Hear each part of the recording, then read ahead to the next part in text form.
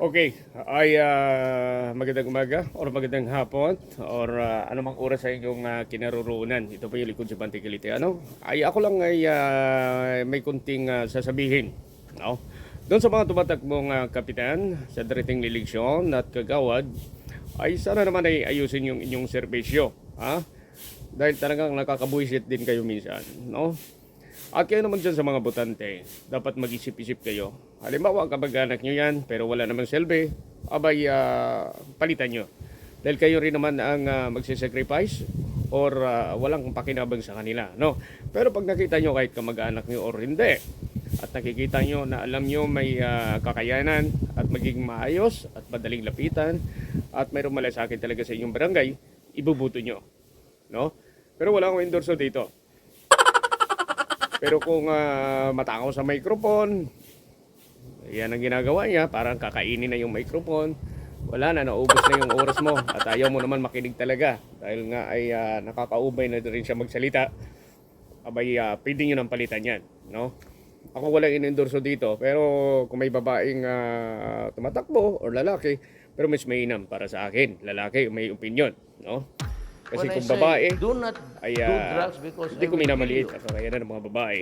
Pero mas mainam talaga para sa inyong barangay ay sa lalaki. Kasi ay ilang taon din yan manunungkulan.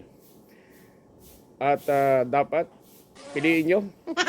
Kung bago isipin na kamag-anak mo siya, iboboto mo dahil sa kamag-anak. No, alisin nyo yung ganyang mindset nyo.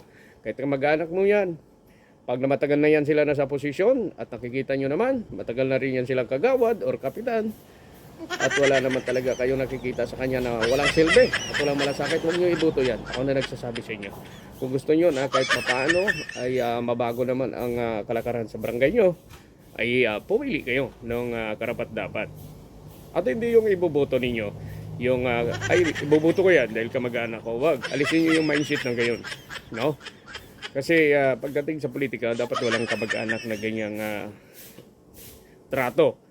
No? Kamag-anak nyo nga minsan, yan pa yung hindi maganda yung ginagawa sa inyong barangay. No? Sama ng loob lang abutin ninyo.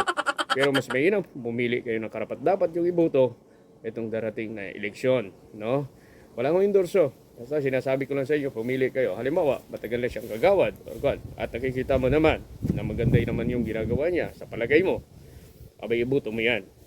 Yung matagal na siyang kagawad, alam mo na pag nilapitan mo, or may kailangan kayo sa inyong lugar, abay, ay parang tulog pa sa hito at parang hindi makakbang yung paa dahil masakit, no? Sa sobrang katamaran at ang hinahabol na yung honorarium, abay, palitan nyo na yan, no? Yan lang yung mga advice ko. Magandang Friday sa inyong lahat.